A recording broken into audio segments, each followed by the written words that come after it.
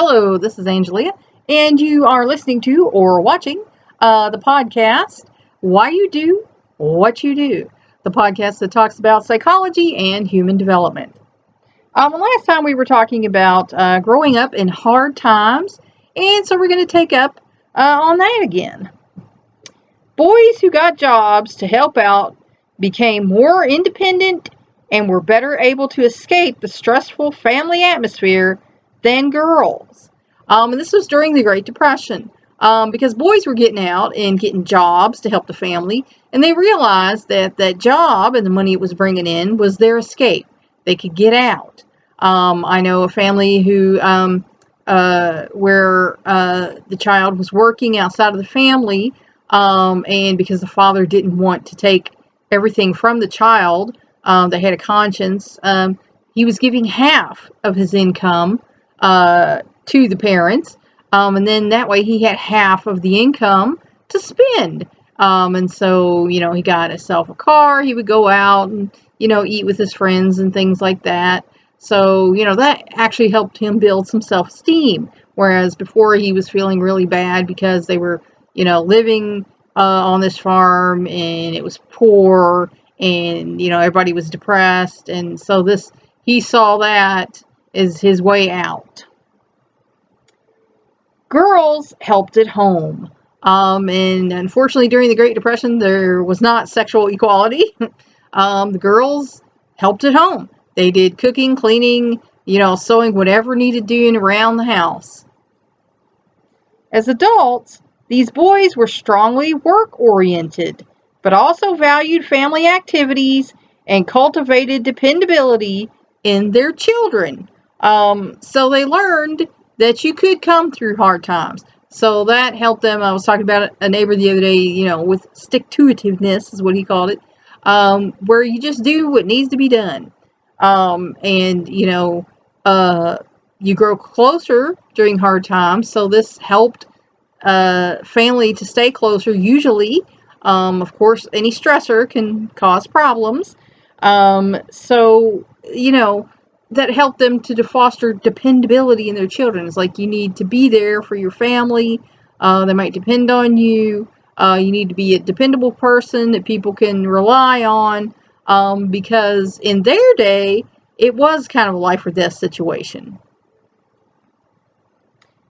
Elder noted that effects of a major economic crisis depend on a child's stage of development. So if they're going through hard times, it really depends on their age, on how they can deal with that. It's more stressful for younger children. Now, really young children who don't understand, not so much for them. But middle children from probably like 5 to 9 years old, they're going to understand a little bit more. They're going to hear a little bit more and understand what the parents are talking about. So poverty and stressful times are going to affect them more than it would an older child who is able to help out and a younger child who's just oblivious. They're doing their own thing.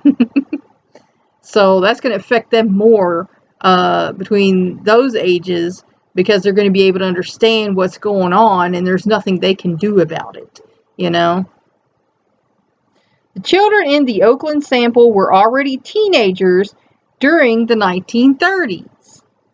They could draw on their own emotional, cognitive, and economic resources. So again, these children who were teenagers, they had the ability to take care of themselves and to do for themselves. A child born in 1929 would have been entirely dependent on the family. On the other hand, the parents of the Oakland children, being older, may have been less resilient in dealing with the loss of a job. Because a lot of people then, you had one job, you stuck with that all your life. It was a loyalty thing. So if you lost that job, that was a big deal, and it might be hard, especially in times that were that hard, to even find another job. Their emotional vulnerability may well have affected the tone of family life and their treatment of their children. So their emotional vulnerability, everyone has a different emotional temperament. So, some fathers might have been like, well, we'll do the best we can. I'll find something else. Some fathers might have been like, this is the end of the world and everything's going to be horrible and terrible from now on. So it really depended on, how the father reacted to the job loss, the situation in the household. And of course, anything is going to affect the tone of the family if it's that bad. If the father is not in a good place, then the rest of the family is not going to be in a good place. The domino effect. The treatment of their children. Some fathers, some parents have a problem with depression and anger, and they take that out on their children, unfortunately. My grandmother told a story of a boy that lived in an area where they lived that they used to stop and talk to on the way home.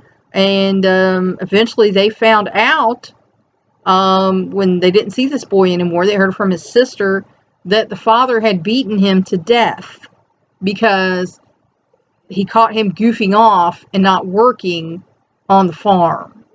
So, clearly there were people who did not handle hard times and poverty very well. And then some of them made it through, okay, they moved here or there, did this, and they came out okay. It was tough, but they got through it. 50 years after the Great Depression, in the early 1980s, a precipitous drop in the value of Midwestern agricultural land pushed many farm families into debt or off the land. And that's why our population in the cities have gone up. In our city, I was talking about another day how our population within a decade had gone up 6 times because families couldn't afford to stay on the farm. They weren't making the money from the crops. The tractors and things of that nature only go up higher and higher. You want to see expensive stuff? Go check out the prices of tractors sometimes. Woo! You can buy a house for that. But, it got to be where it was not cost effective. They could not feed their family and clothe their family and stay on the farm. So they would have to sell the farm and move into the city where they could get a job. This farm crisis gave Elder the opportunity to replicate his earlier research, this time in a rural setting and with a different cohort. In 1989, he and his colleague Conger interviewed 451 Iowa farm and small town families with children of various ages. So he wanted to compare, how this Great Depression in the 30s and how this failure of the family farms in the 80s affected the children. The researchers also videotaped family interactions. And, if you can imagine going into a family home and say, we just want to tape you and see how you're acting because of all this stuff going on. It's amazing that they actually got someone who was willing to do that. As in the Depression era study, many of these rural parents, under pressure of economic hardship, developed emotional problems. Because any hardship can give you emotional problems. Because, our little brains and our emotions, we like homeostasis. We like things how it is, how it's going. We don't like upsetting things that knock us off balance. That's, something shocking to our system, and, it just doesn't want to deal with it. So, of course, any hard times like this are going to cause you emotional problems. Anything that's hard is going to cause you emotional problems. Depressed parents were more likely to fight with each other and to mistreat or withdraw from their children. And, depression basically checks you out of life. So, of course, you're going to fight with, your spouse because you don't feel good. You're not in a good place. And they're probably not either. If they're, with you and you're depressed, then they're going to be sad at least. So this is going to cause problems between the two of you. And they were more likely, unfortunately, to mistreat the children because angry, depressed parents are not in a mental state to actually be parenting, honestly. So the children can become the scapegoat, the punching bag, an outlet for their, adult mental and emotional frustrations, unfortunately. And they can also withdraw from the children. There's a category when they talk about, types of parenting, and one of those is neglecting or rejecting, where not only do they neglect the child, but they reject the child, and I had, unfortunately, a situation like that with my own mother, where she was upset with me when I was younger, and she basically said, I love these other two kids. I'll take care of you, but, I don't care that much about you. And as a small child, it really honestly didn't bother me at the time because I didn't understand it. So I didn't bother to try. I just went about, my business being a kid and didn't even worry about it, But then as an adult later on, in therapy, these things come out and you talk about it, and how later on when you realize what that meant, how that affected your thinking, because that's a terrible, horrible thing. And my mother, in her own words, had to get married, so she might not have been all that into getting married. She might not have been all that into having me. And then she found herself a single mom with 3 kids. So she was definitely overwhelmed. I would say, looking back, she was depressed and anxious. So I feel like I kind of became the scapegoat, the outlet for her depression and anger sometimes. The children, in turn, needed, excuse me, um, and tended to lose their self-confidence. They needed the parents' love, of course, because all children do. That's how our world begins, with your parents' love. And the first relationships you have with your parents are going to affect all the other relationships that you have in your life. There's people who I don't believe all that crap. Well, look it up for yourself. Check the facts for yourself. It's a fact. But these children tended to lose confidence. And of course they did, because they don't believe in themselves. If my parents don't believe in me, I must be defective. So how can I believe in myself? And that's how a child thinks and feels. To be unpopular, which, I mean, a lot of people want to be popular. I was kind of, but it really only had to do with the way I looked at the time. I was fairly symmetrical, but I never desired that. And there are people who desire that. My mother desired that and never got that. And my grandmother told me that that's one of the reasons she was not so nice to me, because she was jealous. And as a kid, I couldn't fathom that. It's like, how could your own mother be jealous of you? That doesn't make sense. She's a grown-up, she has a life. And to do poorly in school. So these kids, they're, they have a lack of self-confidence. They want to be popular because they want other people to like them, because their own parents don't like them in their eyes, as far as they know. This is what they're seeing. And so they do poorly in school because they don't really care, because they don't think anybody else really cares.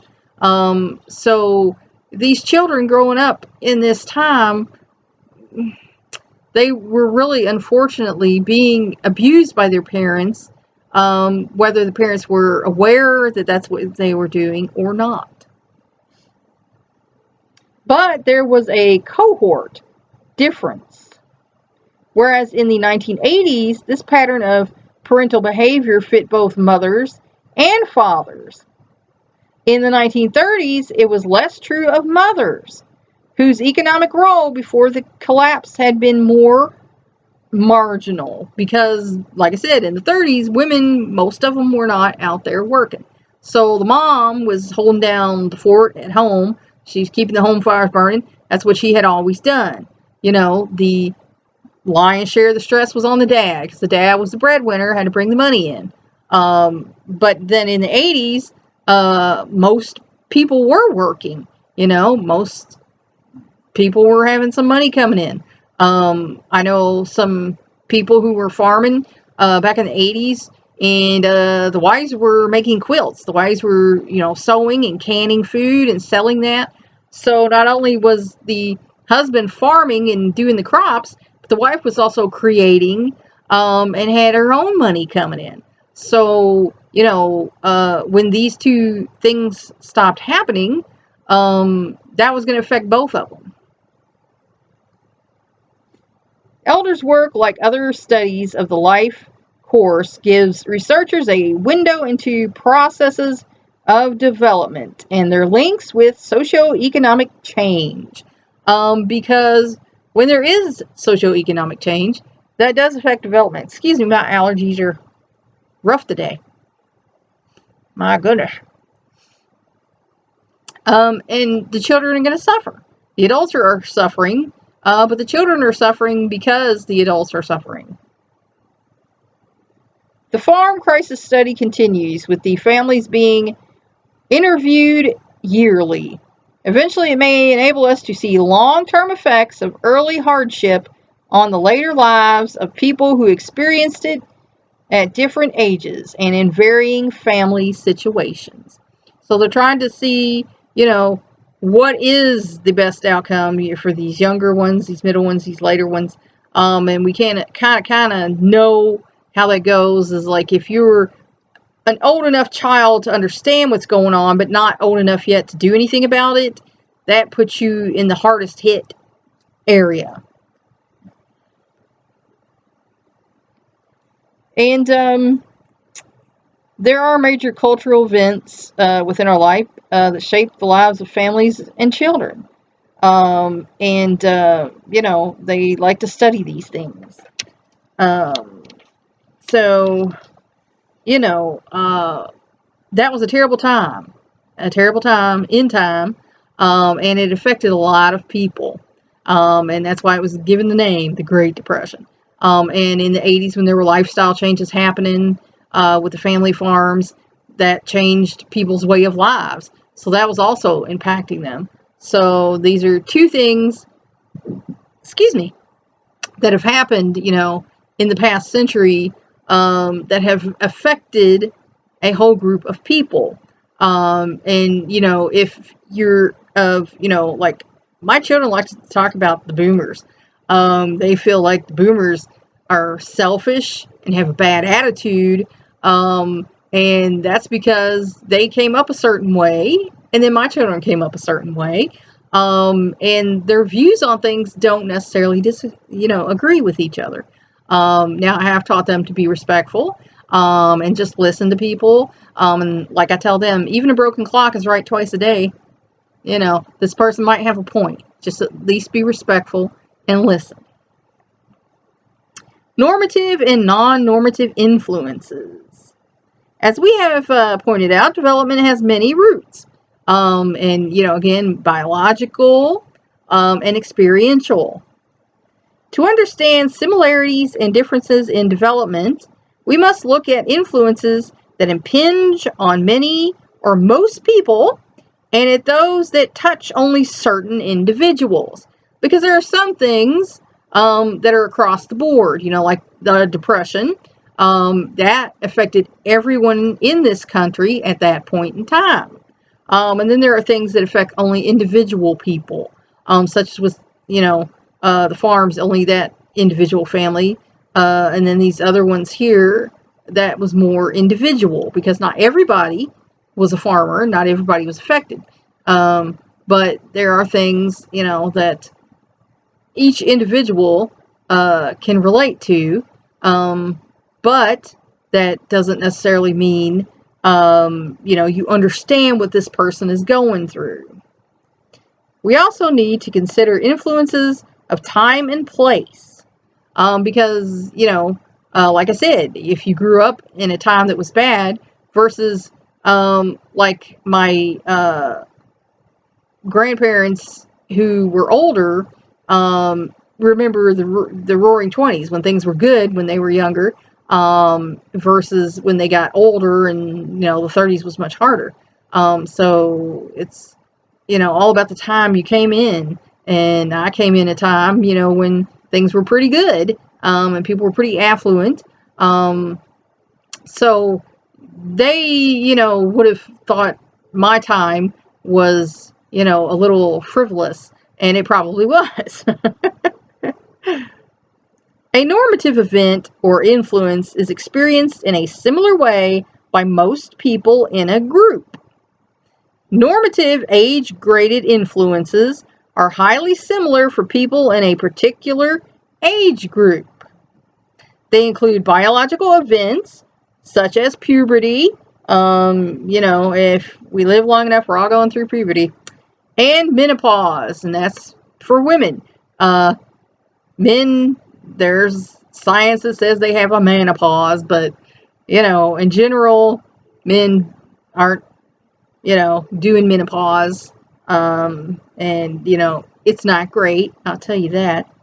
And social events such as entry into formal education. Most people do go to school. There are still people who are homeschooled, or parts of the world where they don't go to school. But for most people, we do start school, and that is a life change, and that can be disturbing to us. Marriage, a lot of us get married, and that also is a life change, and that can mess you up if you're not. We're going to talk later about marriage, but it can be a little daunting, and a change in your life. Parenthood, to me, parenthood was the most wonderful thing in the world. I love those little people, and I love watching them learn and grow, watching the wheels turn as they figured stuff out. Like, say, look on their face when they do something for the first time, and they look at you like, did you see that? Did you see what I just did? And you're like, oh my gosh, that was great. Yeah, that's so great. You could do that. And they're like so happy and give you that big smile. I loved parenthood. And retirement, and we're getting ready to face that, pretty soon. It can't come too soon, for my liking, because I'm already kind of grounded here. And I'd love to have, the hubby with me, but he can't retire for, a little while yet. But I can't wait for the day then when we spend our days, together as old farts puttering around the house and in the yard and doing stuff together. I think I'll enjoy it. The timing of biological events is fairly predictable within a normal range because, we age in, succession. We're not, interdimensional beings that can travel through time. We start out at age 0 and go up and up. So we start school, we become a teenager, we fall in love, we get out of school and either go to more school or get a job. We get married, we have kids, we work and raise our children, we retire and go into old age and then pass away.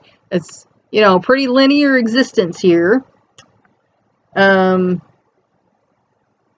A normal range, most people don't experience puberty at age 35 or menopause at age 12. That would be something. The timing of social events is more flexible and varies in different times and places, because you don't have control over social events. You're exposed to what you're exposed to when you're exposed to it. For example, children in Western industrial societies generally begin formal education around age 5 or 6. But in some developing countries, schooling begins much later, if at all. Like there's a school opened up in Africa, and they were talking about children coming to the school.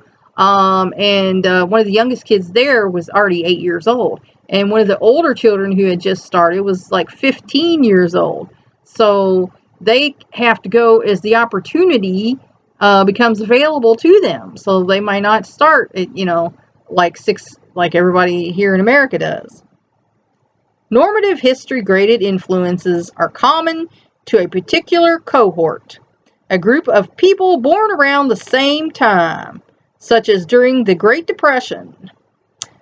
So that was their era, a certain and a lot of people call them generations, like we were talking about the boomers earlier. That's the time you were born in, and so all those people have that time in common. Depending on when and where they live, entire generations may feel the impact of periods of economic prosperity, such as, we had in the 80s, recessions, such as we had in, the 70s and then 2000s, wars, like World War I, World War II, Korea, Vietnam, the Gulf War, famines, and we haven't had a lot of that here in America. We had the Dust Bowl, problems in the 30s, but like Africa, they have famine quite a bit. Natural disasters or nuclear explosions, and of such culture and technological developments as the changing roles of women and the impact of television and computers. Now, the only place that has had problems with nuclear explosions is Japan, because no one else has had that dropped on them. We have tested it out here in the West, but Japan was the only one to actually experience that. And I have seen the newsreels on that, and it was horrific. And I hope that never happens again, ever. We had Mount St. Helens go off out there in the West. That affected a lot of people. There has been cultural genocide, such as the Native Americans here in America, the different tribes in Africa warring amongst themselves, selling each other for slaves, trying to kill each other and run them out of areas throughout history. All over China, you had the Mongols fighting against the northern people, and throughout history, there have been cultural clashes like this.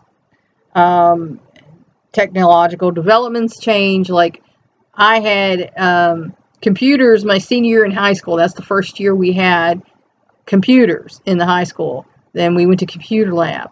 My children grew up with smart boards in their elementary school. So, it's all different. And, my parents' day, when they were in school, computers were still these big, huge cabinet-looking things with the wheels going around. So, each generation has changed. The changing roles of women. Like they said, in the 30s, women were at home. We were holding down the fort. Then my mother worked. My grandmothers worked until they got married and started having kids. And in their day, that was the thing. A young lady could work and make some money for herself.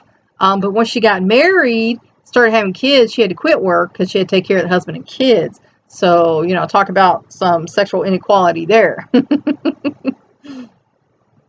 And, of course, television does influence your children. I can give you an example from my own home. I had a friend whose children watched a very popular show that there was bad behavior and violence in. I didn't let my children watch that. My children watched KET, the public broadcast service channels here in our city. And my children, were pretty well adjusted and things like that. They were over here one day and they wanted to watch this certain show. I said, "Oh, we don't watch that. We watch this." And my friend begged me to let them watch this show. So I let them watch this show. Well, the next thing I know, my children are acting out these scenes from this show. And I'm like, oh, no, this is not okay. So television does influence children. And it can also influence adults. The things you see, people start wanting. That's why they have these lovely fast food commercials that they drop every so often. It's like, man, I really would like to go out there and eat that. And computers. Computers have brought the world into our home. Whether that be good, whether that be bad. I'm a big believer in choosing what gets seen, because there were things being seen in here previously that I was not okay with, and I was like, this needs to stop. And of course that caused some problems too. But I believe, there should be some parental controls on things where, things shouldn't be happening in your house. That's all I'm saying. In the year after Hurricane Hugo hit South Carolina in 1989, marriage, birth rates, and divorce rates increased in the areas declared disaster areas in comparison with other parts of the state. Now, you might think that divorce rates make sense. These houses are getting trashed and people are fighting about that. But the marriage rate and the birth rate going up, that might be a surprise to you. But it's a proven fact that when there is disaster, when there's a sense of danger, people will pair up and breed because they're worried about survival. We have that instinct for survival.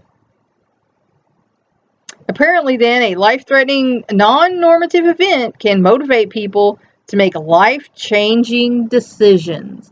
And it does. Anything that my goodness, my allergies are just going crazy today. I'm so sorry. But anything that affects you that is not normal, and it can be life-changing. It causes a change in your job, in your home, in your life situation, throws you totally off balance, then it's going to change the way you think about things, because you're going to examine everything, and our higher brain, this lovely higher brain that we have, wants to make sense of things. So it works on things. And a natural disaster is not something it can make sense of, because it's not a thing that was man-made, created. We can't make sense of it. So what we do is we just cope with it the best we can. And that also will depend on your individuality. If you have maladaptive habits or, coping mechanisms that maybe aren't so helpful, oh, goodness sakes, that's going to, show in times of stress. And that's all for today. So I hope this has helped you think about, why you do what you do. Until next time.